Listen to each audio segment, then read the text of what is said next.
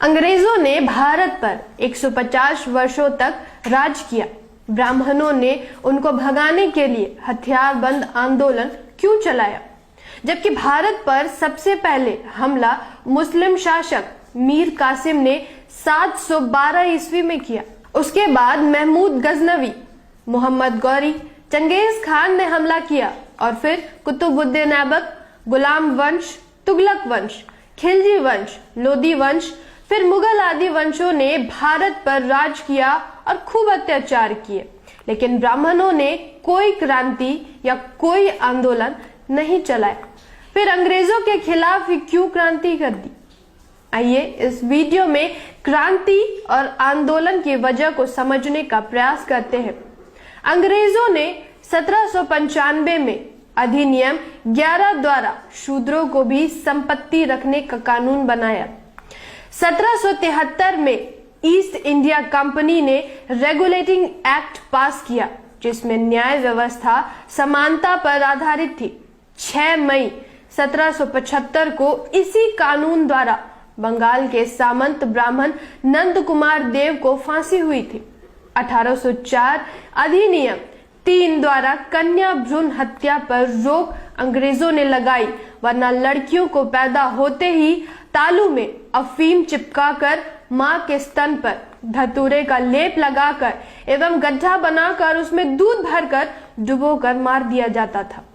1813 में ब्रिटिश सरकार ने कानून बनाकर शिक्षा ग्रहण करने की सभी जातियों और धर्मों के लोगों को अधिकार दिया। 1813 में अंग्रेजों ने दास प्रथा का अंत कानून बनाकर किया। 1817 में समान नागरिक संहिता कानून बनाया। 1817 के पहले सजा का प्रावधान वर्ण के आधार पर था। ब्राह्मण को कोई सजा नहीं होती थी और शूद्र को कठोर दंड दिए जाते थे। अंग्रेजों ने सजा का प्रावधान समान कर दिया।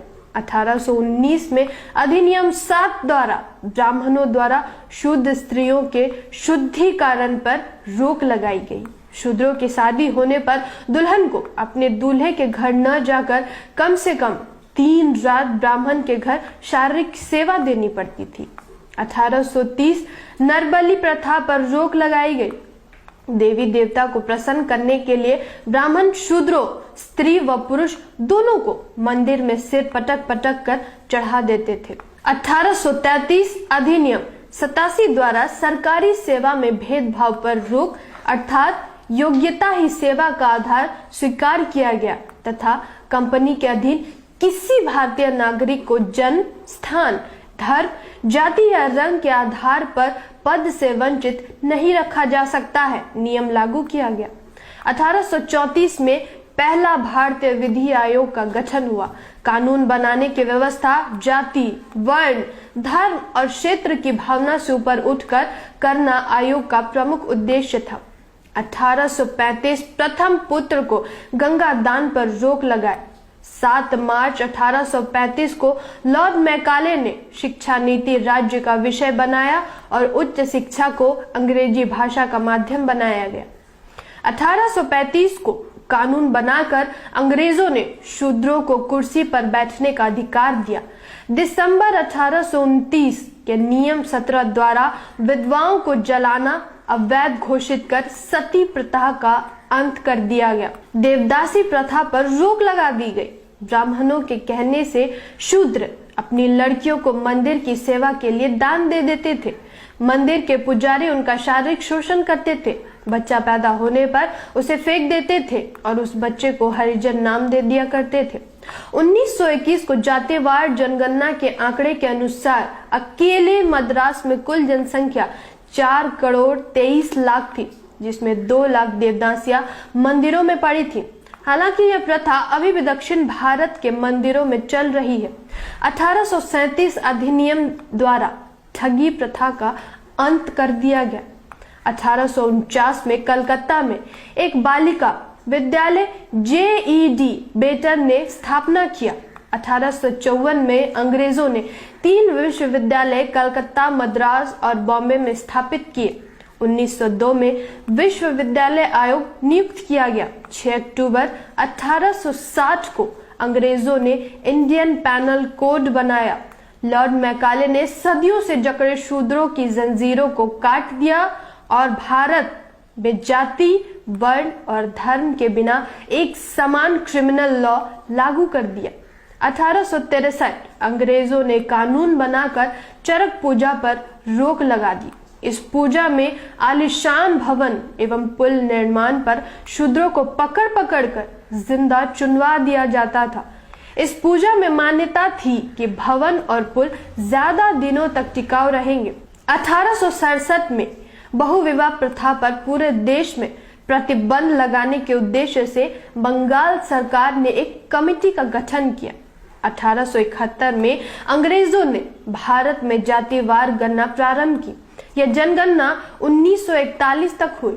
1872 में सिविल मैरिज एक्ट द्वारा 14 वर्ष से कम आयु की कन्याएं एवं 18 वर्ष से कम आयु के लड़कों का विवाह वर्जित करके बाल विवाह पर रोक लगा दी गई।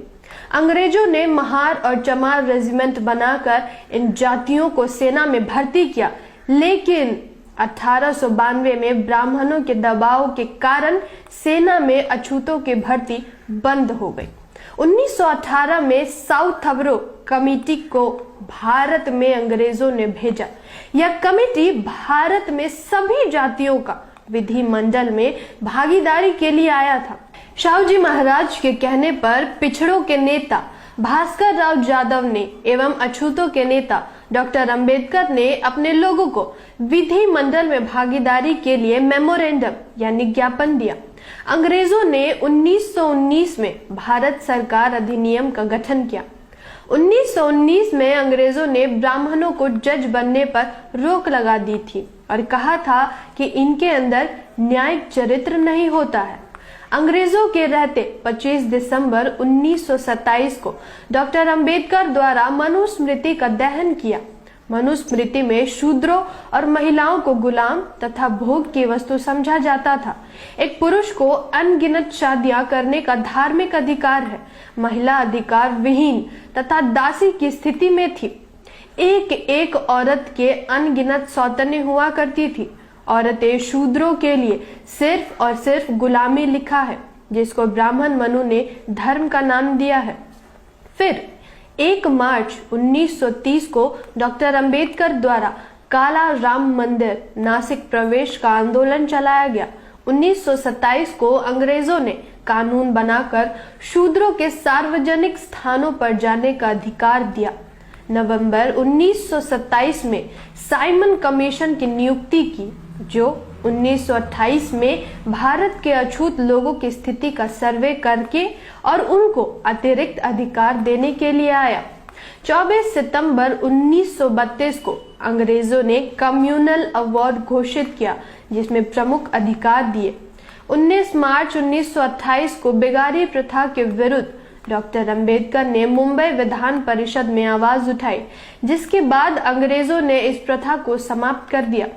अंग्रेजों ने 1 जुलाई 1942 से लेकर 10 सितंबर 1946 तक डॉक्टर अंबेडकर को वायसराय की कार्य साधन काउंसिल में लेबर मेंबर बनाया। लेबरों को डॉक्टर अंबेडकर ने 8.3% प्रतिनिधित्व दिलवाया। 1937 में अंग्रेजों ने भारत में प्रोविंशियल गवर्नमेंट का चुनाव करवाया। अंग्रेजों ने शासन प्रशासन में ब्राह्मणों की भागीदारी को 100% से 2.5% पर लाकर खड़ा कर दिया।